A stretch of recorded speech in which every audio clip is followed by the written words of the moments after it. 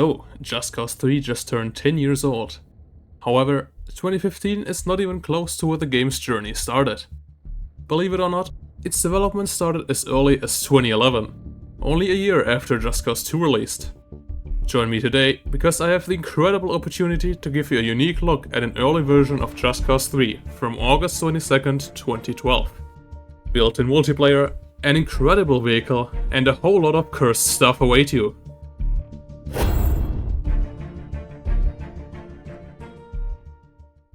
Starting off the game, we can see a completely unique loading screen, and honestly, I really like what they had in mind here. I wish this got expanded on for the full game with different locations.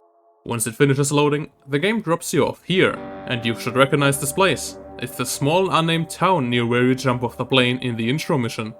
You can probably also tell how it still kind of looks like Just Cause 2.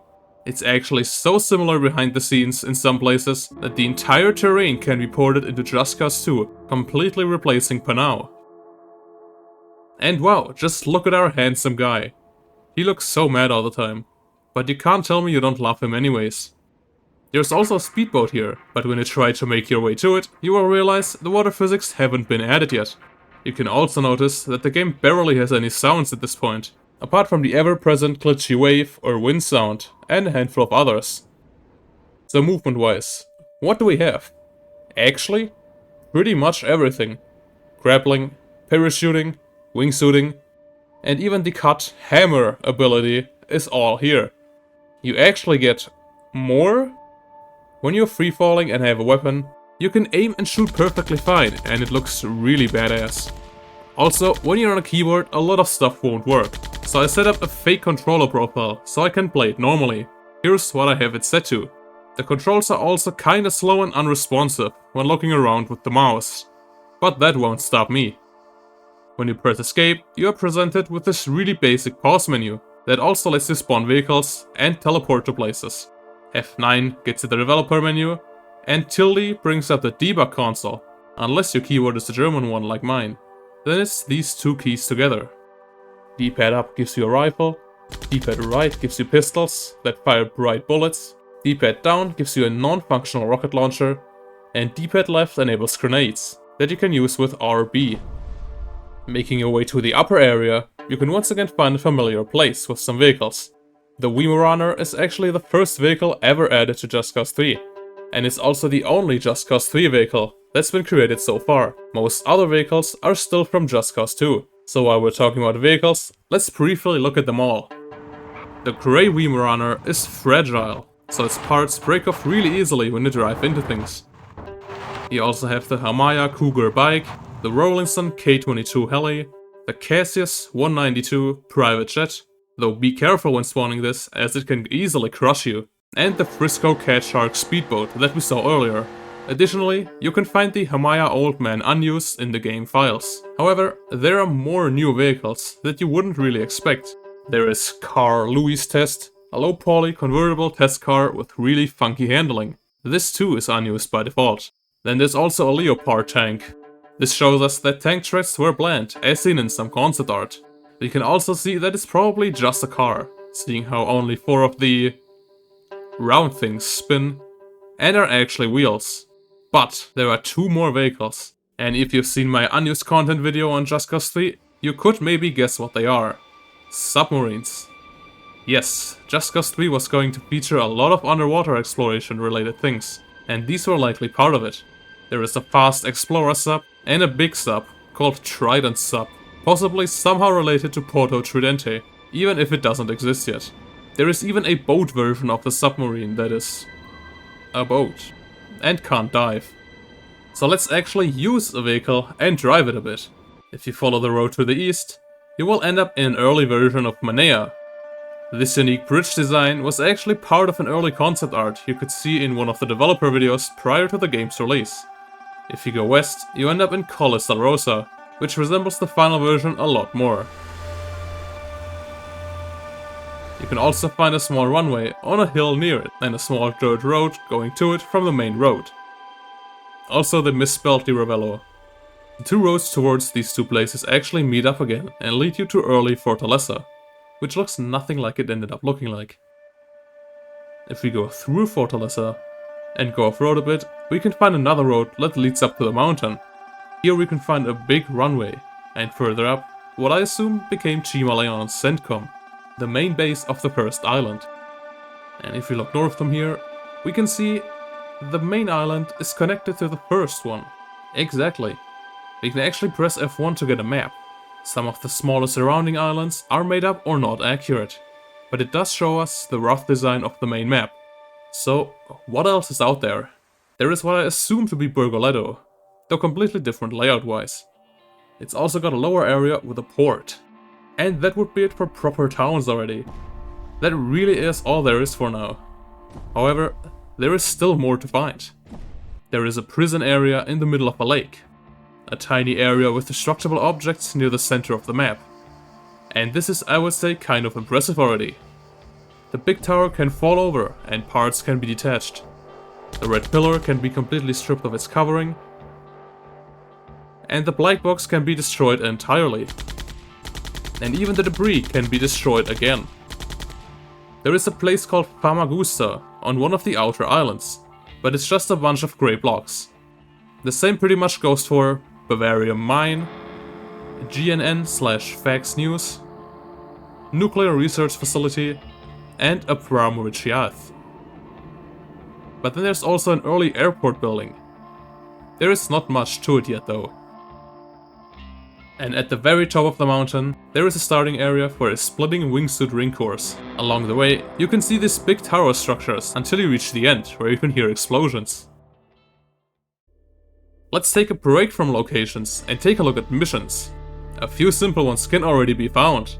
There is Bike Fight, where you drive a bike from just outside Fortaleza to Monea and blow stuff up on the way. And it's like, really fun? There is another mission, where you just take out enemies that spawn on the road. The prison has a mission where you help prisoners escape. You go over here and destroy the gate, get a cinematic, and then get to this other side and blow up 5 guard towers. And then we have M116 off the rails. And just watch. I almost got it! Almost!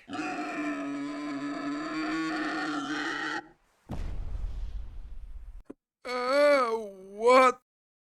Let's just get back to locations. Because we have not yet taken a look at the MS8 hub. And this room even got its own OST. Though this seems to have been intended as the title screen music, so it probably just got reused here. There are 10 rooms in total, each one showing off different aspects and things that must have been freshly completed. There is Train, which has a big circle area with a drivable train that you can control and run things over with. Then Combat, where you can fight lots of enemies and explode their towers. You can also collect these 15 orbs, and when you have them all, nothing happens. Next is the wingsuit/parachute test area that starts you off on this higher platform, and you can make your way to several lower areas. Something interesting you can see here if we turn to daytime is that only this small place is loaded in. You can't see the rest of the map. Now this area is in the normal overworld, it's not on a separate map. It seems when we visit some of the places from the hub room, only the test area itself gets loaded. When we go to the edge of the area, we can see that other things try to load in. Also, the boxes around the other rooms will only be there when you go there from the hub room, not when you visit from the normal map. Up next is land vehicles, where you get a small racetrack to go around, and more orbs to collect. And up last on the right side of the room is Destruction.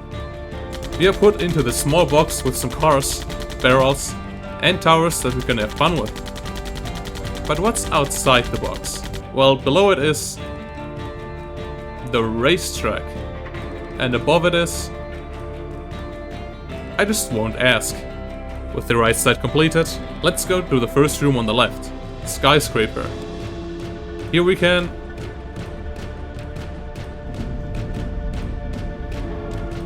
do that, and then do it again and look at it from different angles on these platforms up here.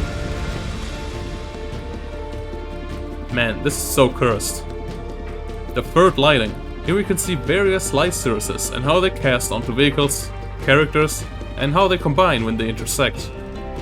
We also have this small patch of snow terrain, which has to be the best looking thing we've seen so far. Next is air vehicles, where we have air vehicles, more orbs and some cutouts in the wall to fly through. Wait, is this Flappy Bird? Second to last, grappling hook. And wow, look at all these activities. Obligatory wall check.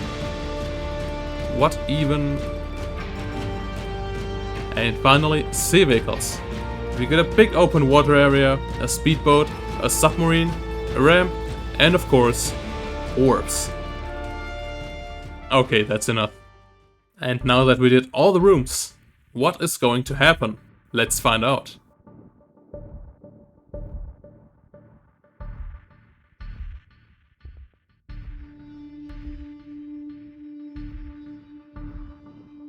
Truly a thing of beauty.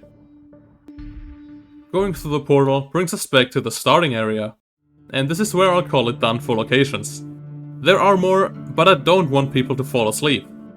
And also, I want you to be able to explore this without already knowing everything.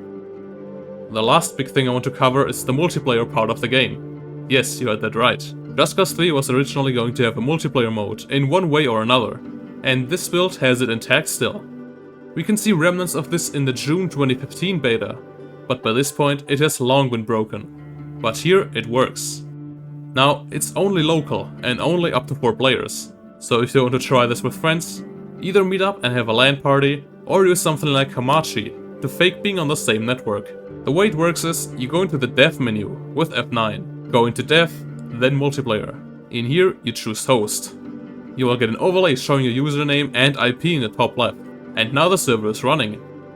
Everyone else who wants to join will have to choose detect servers, then servers, and select it.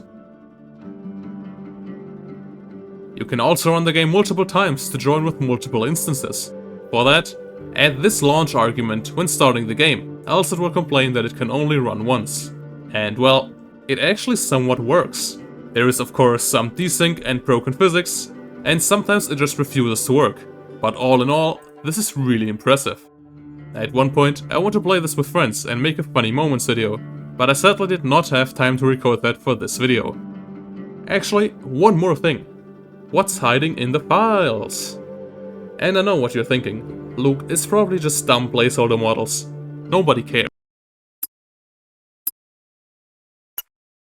You killed them. You killed them. You killed them.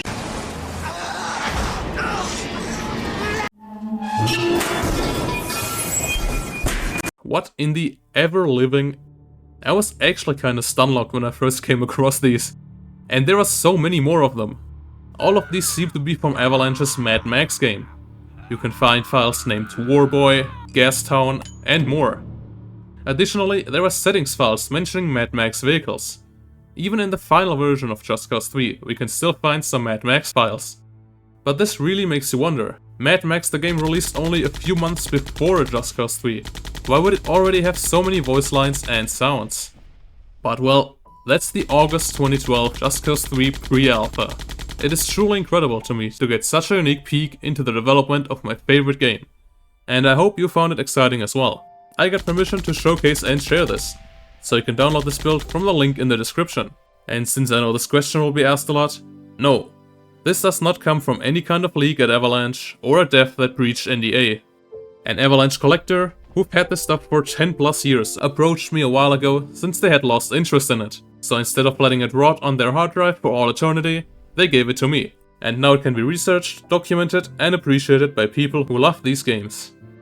And that would be it for the video. I will eventually document everything I know about this build, so everyone can read up on it. And if you found something cool, let me know in the Just Cause Discord. As always, thank you for watching, and I will see you in another week, where I will share some upcoming projects.